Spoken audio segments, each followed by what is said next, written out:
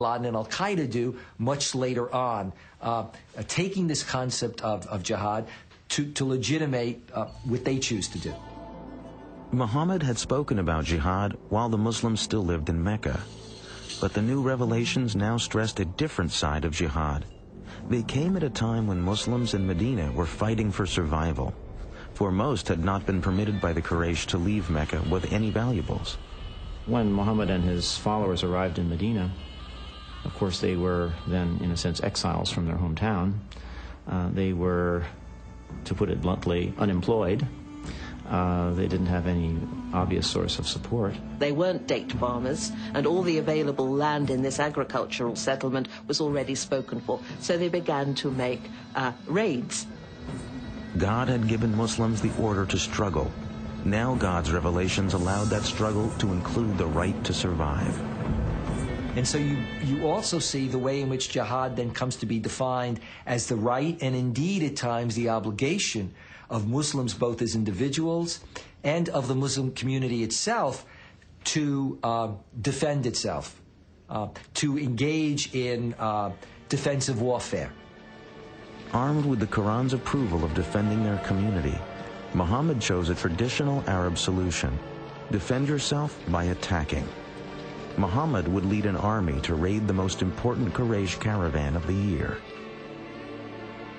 Muhammad's plan was to intercept the caravan as it approached the wells of Badr near the Red Sea. But before his forces got to the wells, word of the Muslim army reached Mecca.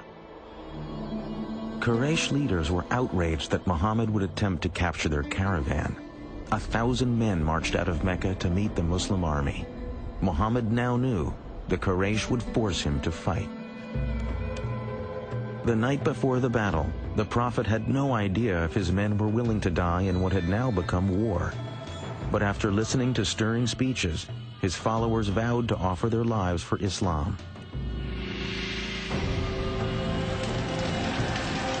The Quraysh army outnumbered the Muslims by 3 to 1. But as the battle began, Muhammad revealed he had a great sense of tactics, and his warriors fought with ferocity. The Quraysh leaders had believed a show of force would be enough to defeat the Muslims. But by midday, it was the Meccan army that panicked and fled the field. The dedication and cohesiveness of the Muslim army had saved Islam.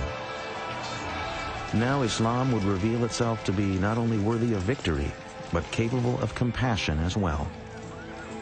After the first victory that the Muslims achieved at the Battle of Badr, the Muslims began in the usual Arab way to kill all the survivors, and Muhammad immediately had a revelation to say, no, this must stop. There must be no killing of survivors. Muhammad had set his eye on a more distant goal. The Muslim warrior's enemy of today must tomorrow become his brother in faith. Say to those who are captives in your hands, if Allah findeth any good in your hearts, He will give you something better than what has been taken from you, and He will forgive you.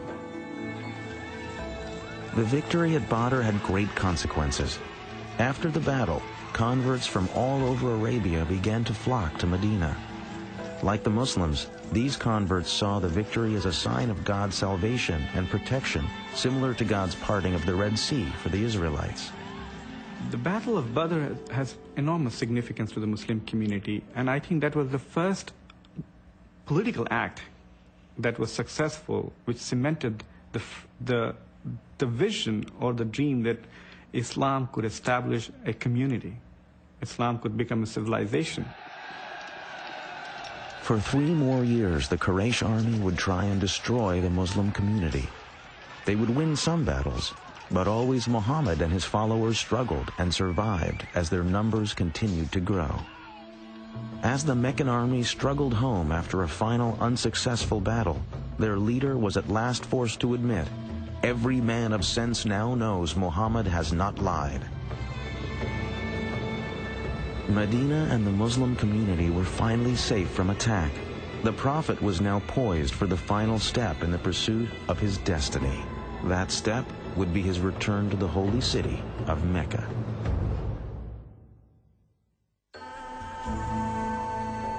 Muhammad's life in Medina was austere but comfortable. He had few possessions but wanted for nothing. He lived in quarters attached to the mosque, usually spending each night in the room of another of his wives.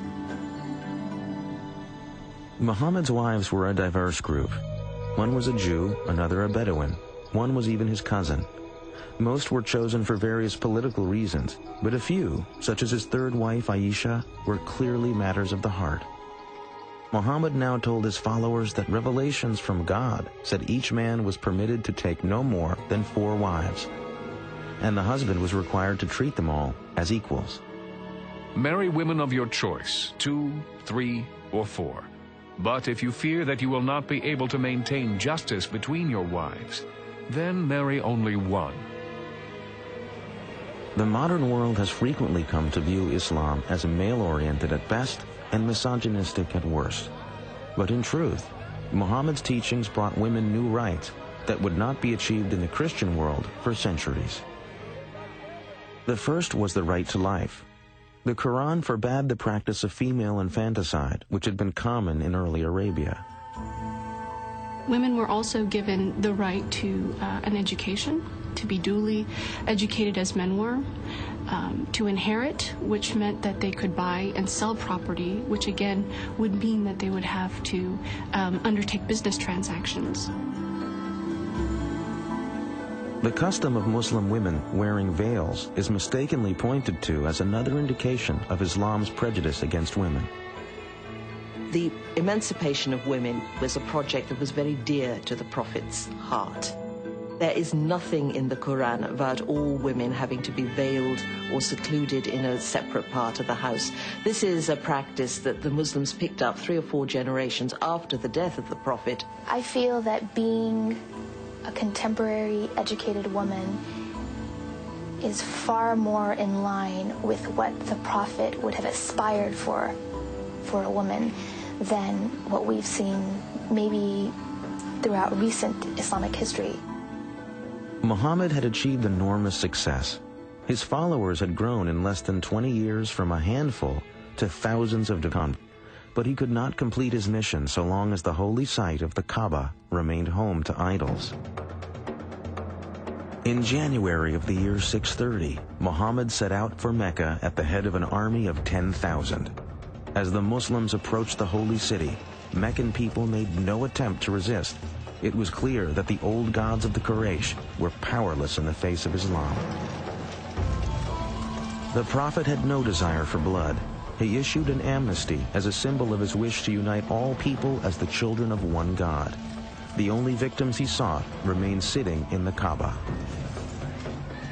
The Prophet entered the holy structure and proceeded to lead the destruction of all 365 idols as he recited the verse, "The truth has arrived and vanquished falsehood."